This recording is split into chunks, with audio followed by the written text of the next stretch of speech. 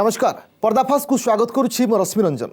कथार अच्छी मनीष परिस्थितिर दास बेले बेले समय एवं परिस्थिति ही नियंत्रण करिथाए ए मनीष को सेतेबेले मनीष परिस्थितिर चापरे असहाय पलटि जीवा सह निजर बुद्धि विवेक मध्य हराई बसे। एमिति भी हुए सठिक समय सठिक निर्णय नेबा ता पक्षे संभव हुए नहीं। घटना चक्रे से एमिति एक परिस्थिति को सामना करे जहाकु नहीं पाद तलू माटी खसी जाए तार परिशेष घटना को नहीं भाविला बेलू सबू हाथ पाहांतर खसी जाए आउ से फसी जाए आईन जाल रे। तेबे मनीषर एमिति एक मानसिकता को नहीं आज आमर पर्दाफाशर कहानी।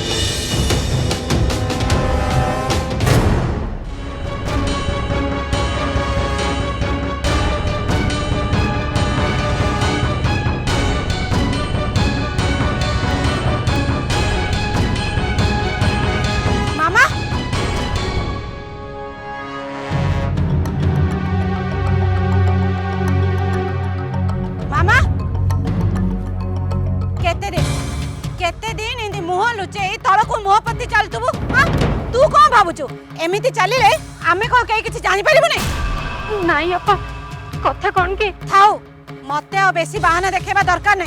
तो जो को हम सुसाइड करबे मते आ किछि दिन टाइम दियो मु निश्चय हम ग्रुप रो टंका सुझी देबे। चुप दबु दबु कई केते दिन हेगलानी केबे आ दबु सुन ए महिला ग्रुप तते कि मते नै गडा आइनी एटा गोटे 10 जणिया ग्रुप तोर जेमती असुविधा थिला तू टंका नैतिलु सेमिति अन्य मानकर भी अछि। अपा मो ऊपर टिके दया करो मो को टिके अना तते टंका देबा को कहि मु जेमिति बहुत बड़ा भूल करछि मोर शेषरी मान इज्जत भी गलानी ग्रुप रो अन्य माने समस्त मते कंप्लेन गलानी। मो परिवार कथा तो तुम जानि छ मो केते असुविधा अछि से कथा भी बुझि छ मते आ किछि दिन टाइम दे दियो मो हम ग्रुप रो टंका निश्चय फेरई देबे। ए 8 दिन भीतर सब पैसा आन के पेमेंट कर नहले कथाटा अन्य आड़े जीव। मो ऊपर टिके दया करो अपा मो मुह को टिके अना ओ जेमिति हो हम ग्रुप रो टंका सुझी देबी। थाउ से कुंभीर कांदना बेसी आउ देखाना शीघ्र आने के टंका डिपॉजिट कर नहले आमे समस्त मिसी तो नारे एफआईआर दबु बुझिलो।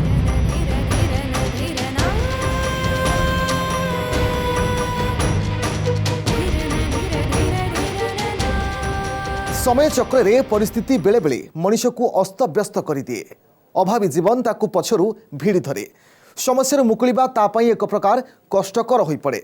से कौनसी सिद्धांत रे पहुंची पारे नाही। एभली एक परिस्थिति को सामना करुथिले से युवती जनक। केते दिन इंदी मुह लुचे तळकु मुहपति चलतुबु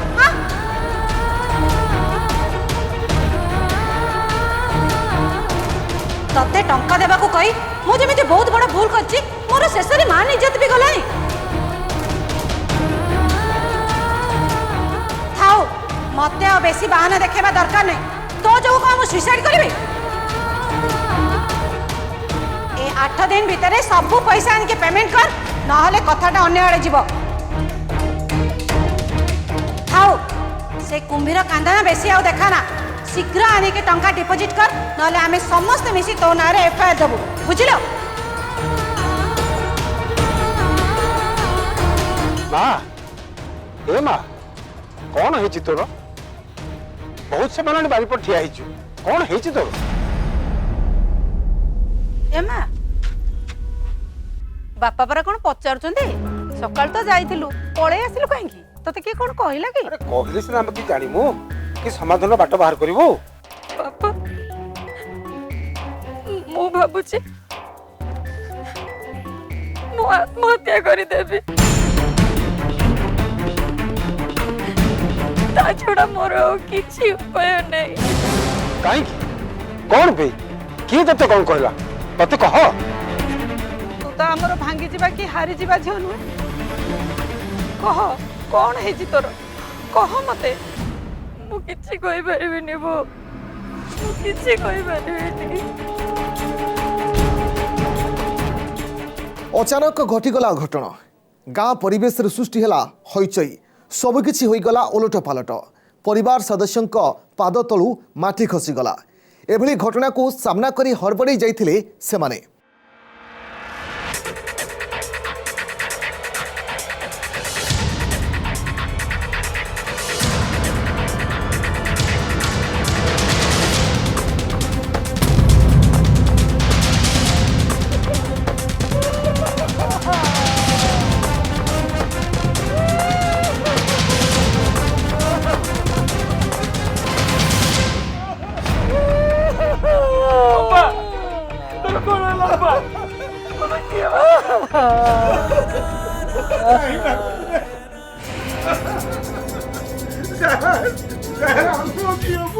କିଏ ମାରିଦେଲା? ଟିକେ ରୁହ ରୁହ।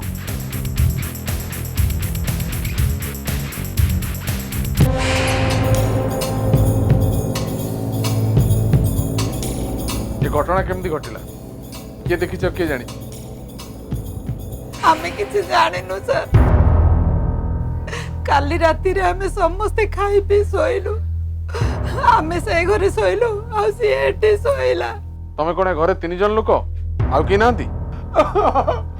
ସାର୍ ଇଏ ମୋର ପୁଅ କାଲି ରାତିରେ ନଥିଲା, ଆଜି ସକାଳୁ ଖବର ପାଇକିରି ଆସିକିରି ପହଞ୍ଚିଛି।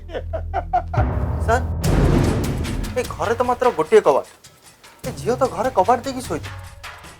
ଆ ଭିତରୁ କିଏ ଆସିବ କେମିତି? ଆମେ କିଛି ଜାଣିନୁ ସାର୍। କବାଟ ଦୁଆର ଖୋଲା ଥିଲା ଏବଂ ସକାଳୁ ଦେଖିଲୁ ଆମେ ଝିଅ ମାରିକି ପଡିଛି।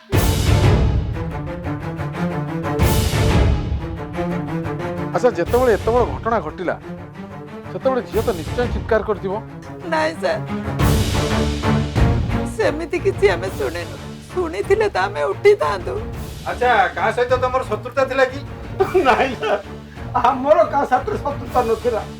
ସିଏ ଖାଲି ଗୋଟେ ମହିଳା ଗ୍ରୁପରୁ କିଛି ଟଙ୍କା ଲୋନ୍ ଆଣିଥିଲା। ସେମାନେ 3-4 ଥର ଆସି ତାକୁ ଧମକ ଦେଇ ଯାଇଥିଲେ। ସେଥିପାଇଁ ଆମ ଝିଅ ବହୁତ ଟେନସନରେ ଥିଲା। କିଛି ଖିଆପିଆ କରୁନଥିଲା କି କାହା ସହିତ କଥାବାର୍ତ୍ତା ବି କରୁନଥିଲା। ଆଚ୍ଛା, ସେ ମହିଳା ଗ୍ରୁପର ପ୍ରେସିଡେଣ୍ଟ କି ସେକ୍ରେଟାରୀ ନାଁ କହିପାରିବ କି? ଆଜ୍ଞା, ରଶ୍ମି ମ୍ୟାଡାମ ତାଙ୍କୁ ପ୍ରେସିଡେଣ୍ଟ। ସେ ଆମ ଗାଁରେ ରହୁଛନ୍ତି। ଆଚ୍ଛା ଦାସବାବୁ, ଆମ୍ବୁଲାନ୍ସ ଆସିଲେ ଡେଡ୍ ବଡିର ପୋଷ୍ଟମର୍ଟମ କରିବା ବନ୍ଦୋବସ୍ତ କରିବେ। ଆଉ ଏ ଘର ଚାରିପଟେ ଟିକେ ସର୍ଚ୍ଚ କରିବେ। ଓକେ, ଆସନ୍ତୁ।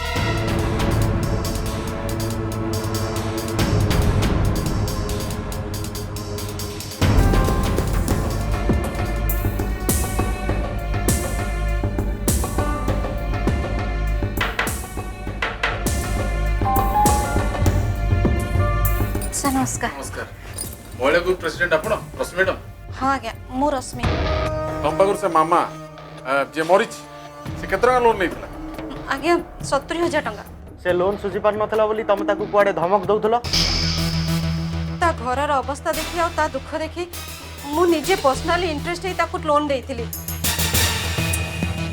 ସେ ଟଙ୍କା ଫେରେଇ ପାରୁନଥିଲା ବୋଲି ଗ୍ରୁପର ଅନ୍ୟ ସଦସ୍ୟମାନେ ବି ଟଙ୍କା ନେଇ ପାରୁନଥିଲେ। ସେମାନେ ମୋ ଉପରେ ପ୍ରେସର ପକାଉଥିଲେ। ସେଇଥିପାଇଁ ମୁଁ ବାଧ୍ୟ ହେଇକି ବେଳେବେଳେ ତାକୁ ଧମକ ଚମକ ଦେଉଥିଲି। ତାଙ୍କ ଘର ଲୋକ ସନ୍ଦେହ କରୁଛନ୍ତି କି ତମେ କିମ୍ବା ତମ ଗ୍ରୁପର ସଦସ୍ୟମାନେ ଏ କେସ୍ରେ ଇନଭଲ୍ଭ ଅଛନ୍ତି ବୋଲି? ନାଇଁ ସାର୍, ଏସବୁ ସନ୍ଦେହ ମିଛ। ମୁଁ କେବଳ ତାକୁ ଧମକ ଦେଇଥିଲି ଟଙ୍କା ଫେରାଇବା ପାଇଁ, ନହେଲେ ୟା ବ୍ୟତୀତ କୌଣସି କଥା ନାହିଁ। କଣ ମିଛ? କଣ ମିଛ? ତମେ ଯାହା ସିଚୁଏସନ ଦେଖିଛ ଆଉ ଜାଣିଛ, ତମେ ଏତେ କମ ଟଙ୍କା ଦେଲ ସେ ଫେରେଇ ପାରିଲାନି, ତାପରେ ଏତେ ଗୁଡେ ଟଙ୍କା କଣ ପାଇଁ ଦେଇଦେଲ? ଯଦି ଦେଲ ସେ ଫେରେଇବାକୁ ଦବିଆ କଲନି? ସେ ସବୁବେଳେ କହେ ଅପା ମୋତେ ଟଙ୍କା ଦିଅ। ସେ କହେ ମୋ ଭାଇ ଗୋଟେ କ'ଣ ବେପାର କରିବ ବୋଲି କହୁଛି, ସେଥିପାଇଁ ସେ ସବୁବେଳେ ଟଙ୍କା ମାଗୁଛି ଆଉ ଘରେ ଝଗଡ଼ା ମଧ୍ୟ କରୁଛି। ସେଇଥିପାଇଁ ସେ ମୋଠୁ ଟଙ୍କା ମାଗିକି ନେଇଥିଲା। ସାର୍, କଥାଟା କେମିତି ଟିକେ ଅଡୁଆ ଅଡୁଆ ଲାଗୁଛି। ତମେ ଠିକ କହୁଛ। ଶୁଣ, ଯେ ପର୍ଯ୍ୟନ୍ତ କେସ୍ର ଅପରାଧୀ ଧରା ନ ପଡିଛି ସେ ପର୍ଯ୍ୟନ୍ତ ତମେ କିମ୍ବା ତମ ମହିଳା ଗ୍ରୁପର କୌଣସି ସଦସ୍ୟ ଏରିଆ ଛାଡି ଯିବେନି। ଠିକ୍ ଅଛି ସାର୍। ହେଲା?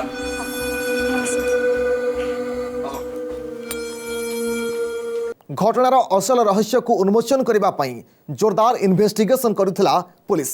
ବିଭିନ୍ନ ଲୋକଙ୍କୁ ସନ୍ଦେହରେ ଜେରା କରୁଥିଲା। ଅପରପକ୍ଷରେ ଟେନସନରେ ଥିଲେ ମୃତା ଯୁବତୀଙ୍କ ପରିବାର ସଦସ୍ୟ।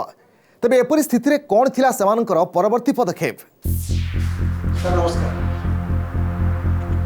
ସାର୍ ମୋ ଝିଅକୁ କି ମାରିଛି କି ଜଣା ପଡ଼ିଲା କି? ଦେଖନ୍ତୁ, ଆମେ ସେ ମହିଳା ସମିତି ପ୍ରେସିଡେଣ୍ଟଙ୍କ ଘରକୁ ଯାଇଥିଲୁ। ତାଙ୍କ କଥାବାର୍ତ୍ତାରୁ ଯାହା ଜଣା ପଡ଼ିଲା, ଆପଣଙ୍କ ଝିଅକୁ କେବଳ ଲୋନ୍ ପଇସା ସୁଝିବା ପାଇଁ ସେ ତାଗିଦ କରୁଥିଲେ, ନହେଲେ ଆଉ କିଛି ନାହିଁ। ଆଚ୍ଛା, ଏ ଘଟଣାରେ ଆଉ କାହାର ସମ୍ପୃକ୍ତି ଅଛି କି? ଆଇ ମିନ୍ ଆପଣଙ୍କ ଝିଅର ଆଉ କାହା ସାଙ୍ଗରେ କିଛି ରିଲେସନ୍?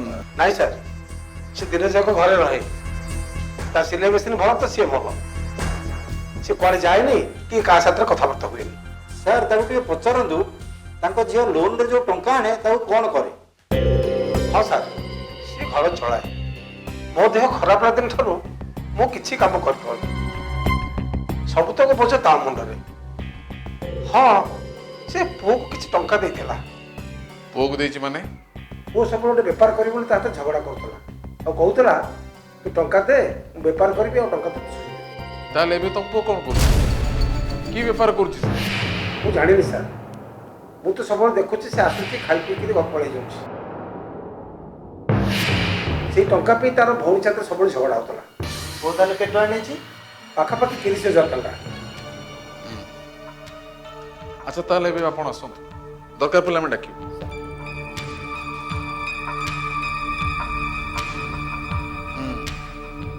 ମତେ ଯାହା ଲାଗୁଛି ୟାଙ୍କ ପୁଅ ଆଙ୍କଠୁ ଟଙ୍କା ନେଇ ଯେଉଁ ବିଜନେସ୍ କରିବାକୁ ଯାଉଥିଲା ତା ଭିତରେ କେହି ଶତ୍ରୁ ହିଁ ନାହାନ୍ତି ତ?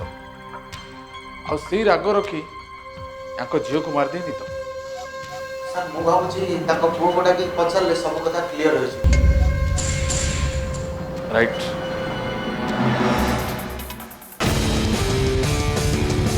ସାର୍ ନମସ୍କାର। ଶୁଣିଲୁ, ଆମେ ତୋ ପାଖକୁ ଯାଉଥିଲୁ। ସାର୍ ମୋ ଭଉଣୀ ହତ୍ୟାକାରୀର କିଛି ସନ୍ଧାନ ମିଳିଲା? ତୋଠୁ ତ ଆମେ ସେ କଥା ବୁଝି ବୋଲି ତୋ ପାଖକୁ ଯାଉଥିଲୁ, ତୁ କ'ଣ ଆମକୁ ପଚାରୁଛୁ? ତୁ ବେପାର କରିବୁ ବୋଲି ଘରୁ କୁଆଡ଼େ 60,000 ଟଙ୍କା ନେଇଛୁ? ସାର୍ ଏତେ ଟଙ୍କା କାହିଁ ନାହିଁ ତ। କିଏ ତତେ ଟଙ୍କା ଦେଇଛି? ବାପା ମୋତେ ଦେଇଥିଲେ ମାତ୍ର 30-40। ଏକ ସେକ କେତେ ଟଙ୍କା ନେଇଛୁ, ତତେ କିଏ ଦେଇଛି? 30,000। କିଏ ଦେଇଛି? ଅପାଠୁ ଆଣି ବାପା ମୋତେ 30,000 ଟଙ୍କା ଦେଇଛନ୍ତି। ଆରେ ଟଙ୍କା ଆଣି କ'ଣ କରୁଛୁ? କି ବେପାର କରୁଛୁ? ନା ସାର୍ କିଛି କରିନି, ମୋ ସାଙ୍ଗ ବଇଁଶୀ ତାକୁ ଟଙ୍କା ଦେଇଛି। ସେ ଘର ଠିକ୍ କଲେ ଆମେ ଦୁହେଁ ମିଶି ବେପାର କରିବୁ। କଥା ତ କହୁଛୁ, ପାଟି କାହିଁ ଖନି ମାରୁଛି? ନାଇଁ ସାର୍, ଆପଣ ଯେମିତି କୋଶ୍ଚିନ୍ ମୋତେ କରୁଛନ୍ତି ମୋତେ ସେଥିପାଇଁ ଡର ଲାଗୁଛି ସାର୍। ହଁ ଠିକ୍ ଅଛି। ସେ ବଇଁଶୀ ଘର କୋଉଠି? ସାର୍ ଆର ଗାଁ ମଝି ସାହିରେ ସାର୍। ଶୁଣ, ଥାନାରେ ନ ଜଣେଇ କୁଆଡ଼େ ଯିବୁନି, ଆଜ୍ଞା ସାର୍। ମନେ ରହିଲା? ଆଜ୍ଞା ସାର୍।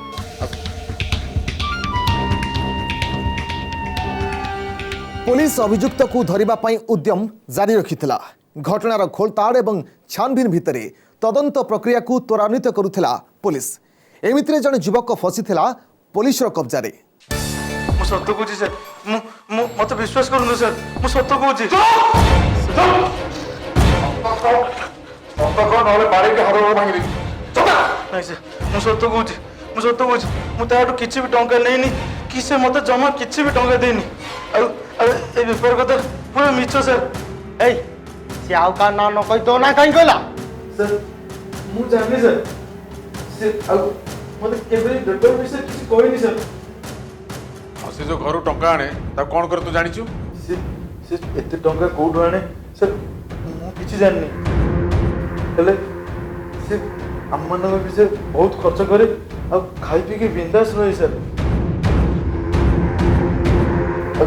ଆଉ ମତେ କହେ ଯେତେବେଳେ ଘରେ ପଚାରିବୁ ତୁ କହିବୁ ଆମେ ବେପାର ଗୋଟେ କରିବୁ। ସାର୍ ଏଇଟା ଗୋଟେ ଗୁଡ୍ ପଏଣ୍ଟ। ତାହେଲେ ତା ଭଉଣୀର ଯେଉଁଦିନ ମର୍ଡର ହେଲା ତମେ ଦୁଇଟା କୋଉଠି ଥିଲ? କୋଉଠି ଥିଲ? ମୁଁ ଆମ ଘରେ ଥିଲି ସାର୍, ତାଙ୍କ ଘରେ ଥିଲା। ସେଦିନ ରାତିରେ ଅଟୋ ଯାତ୍ରୀ ମତେ କହିଲା ଯେ ସାଙ୍ଗ ମୋ ସାର୍ଟଟା କଣ୍ଟା ଲାଗି ଚିରି ଯାଇଛି ଆଉ ମତେ ଗୋଟେ ତୋ ସାର୍ଟ ଦେ। ସେ ସାର୍ଟଟା ତମ ବାରି ପଟେ ପକେଇ ଦେଇଛି। ଏତିକି କହିଲା, ମୁଁ ତାକୁ ସାର୍ଟଟା ଦେଲି ସାର୍। ଆଉ ମୁଁ ଦେଖି ସାର୍ ସେ ଜମା ରାତି ସାରା ଶୋଇନଥିଲା, ସକାଳୁ ଉଠିକି ତରତର ହେଇକି କୁଆଡ଼େ ପଳେଇଲା ସାର୍। ସେ କୋଉଠି ପକେଇଛି ତୁ ଦେଖିଛୁ? ନା ମୁଁ ଦେଖିନି ସାର୍, ସେ ଏହା କହୁଥିଲା ମତେ। ଭାବୁଛି ମିଳିଯିବ ସାର୍। ୟାକୁ ନେଇକି ଯାଆନ୍ତୁ, ଦେଖିବେ କୋଉଠି ସାର୍ଟଟା ପକେଇଛି। ଠିକ୍ ଅଛି ସାର୍, ଚାଲ।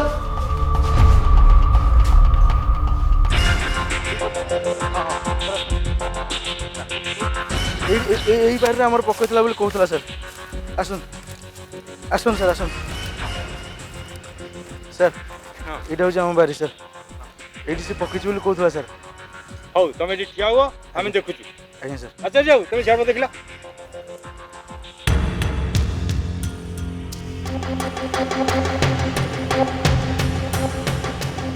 ସାର୍ ସାର୍ ଏଠି ଗୋଟେ ସାର୍ଟ ପଡ଼ିଛି।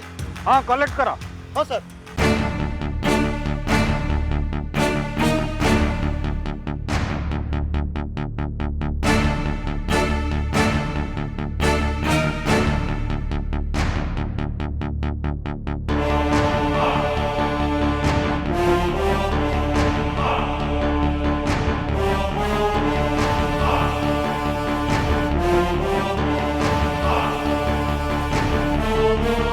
ଆରେ କଟୁଟା ତ ଏଇଠି ମିଳିଗଲା। ଏଇଟା ରଖ। ଆଇନର ଫାଶରେ ଫସିଛି ଯୁବକ ଜଣକ। ଏବେ ଖସିବାର ସବୁ ରାସ୍ତା ବନ୍ଦ। ସତ କହ ତୋ ଭଉଣୀ କାହିଁ ମାରିଲୁ? କାହିଁ ମାରିଲୁ? ନାଇଁ ସାର୍ ମୁଁ ମୋ ଭଉଣୀକୁ ମାରିନି ସାର୍ ଏସବୁ ମିଛ ସାର୍। ସେ ରକ୍ତ ଲଗା ସାର୍ଟ ଯୋଉ ମିଳିଛି ସେ କଥା କଣ ମିଛ? ତୋ ସାଙ୍ଗକୁ ବେପାର କରିବାକୁ ପଇସା ଦେଇଥିଲୁ ବୋଲି କହୁଥିଲୁ, ସେ ତ ମନା କରୁଛି। ଏଇଟା କଣ ମିଛ? ସେ ରକ୍ତ ଲଗା ଖଟୁଟି କଥା କଣ ମିଛ? ଏତେ ପ୍ରମାଣ ଦେଲା ପରେ ବି ପୁଣି ମିଛ କହୁଛୁ? ସାର୍ ମୋ କଥା ଶୁଣନ୍ତୁ ସାର୍। ସାର୍ କହୁଛି ସାର୍ ମୁଁ ମୋ ବାପାକୁ ମାରିଛି ସାର୍। ମୋ ବାପା ମହିଳା ସମିତିରୁ ଲୋନ୍ ଆଣି ଘର ଚଳାଏ ଆଉ ମତେ ଖର୍ଚ୍ଚ କରିବାକୁ ପଇସା ଦିଏ।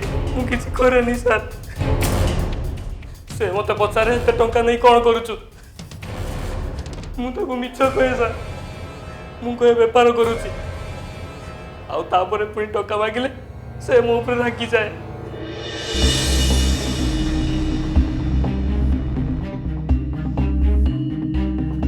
ଅପା କ'ଣ ହେଲା? ମୋ କଥା କ'ଣ ତ ଶୁଭିଲାନି? ମୋର 10,000 ଟଙ୍କା ଦେ, ମୁଁ ବାହାରିଲେଣି ଯିବି। ଯେ ପର୍ଯ୍ୟନ୍ତ ତୁ କି କାମ କରୁଛୁ ମୁଁ ନ ଜାଣିଛି ସେ ପର୍ଯ୍ୟନ୍ତ ତତେ ଆଉ ଟଙ୍କାଟିଏ ବି ମୁଁ ଦେଇପାରିବିନି। ବେପାର ଆରମ୍ଭ କରିବି ବୋଲି ସବୁ ପ୍ରକାର ବ୍ୟବସ୍ଥା କରିସାରିଛି। ଘର ଭଡ଼ା ନେଇଛି। ଏ ଟଙ୍କା ନେଲେ ମୁଁ ଜିନିଷପତ୍ର କିଣିବି ଆଉ ବେପାର କରିବି। ତାପରେ ତୋ ଟଙ୍କା ତତେ ଫେରେଇ ଦେବି। ମୁଁ କହିଲି ପରା ମୁଁ ତତେ ଟଙ୍କାଟେ ବି ଆଉ ଦେଇପାରିବିନି। ତୁ ଯଦି ମତେ ଟଙ୍କା ନ ଦବୁ ମତେ ଦେଇଥିବା ଟଙ୍କା ତୁ ଆଉ ଫେରି ପାଇବୁନି।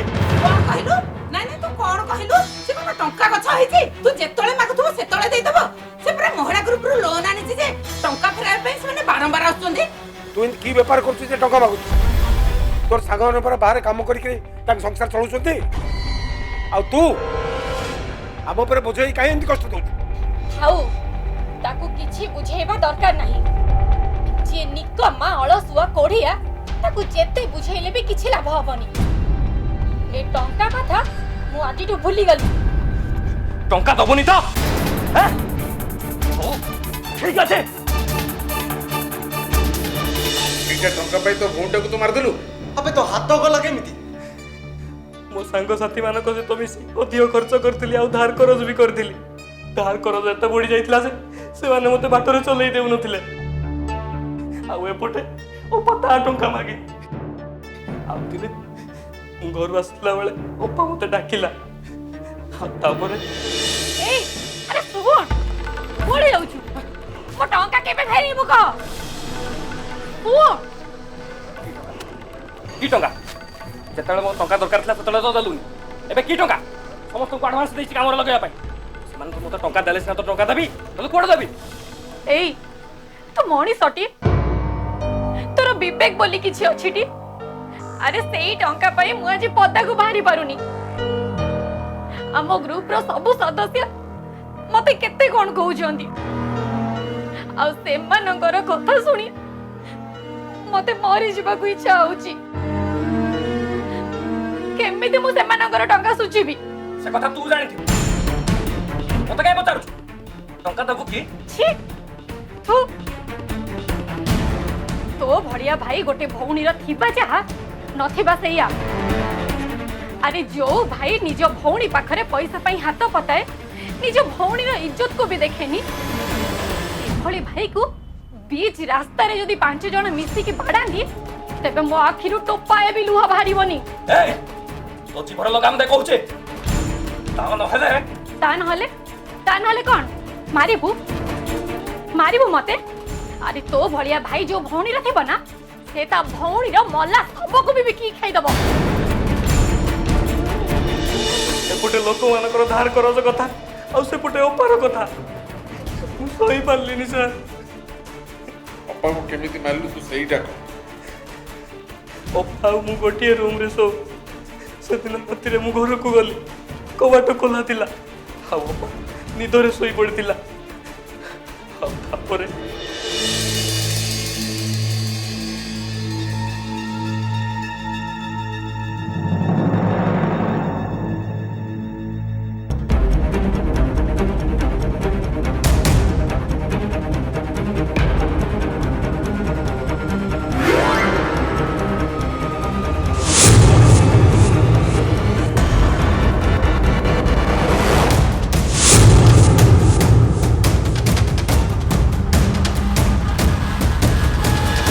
जो अपा को निजे मार दे बहुत खेल कर या चार्जसीट रेडी करो एक कोर्ट फॉरवर्ड करा ठीक है सर।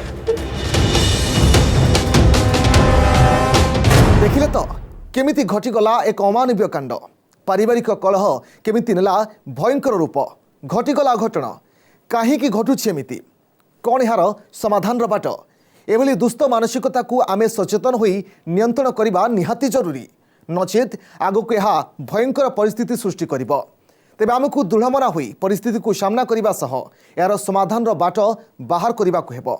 आज पर्दाफाश को रखा पुणी आपंक देखा आउ एक नुआ कहानी सहित आगामी अध्याय। नमस्कार।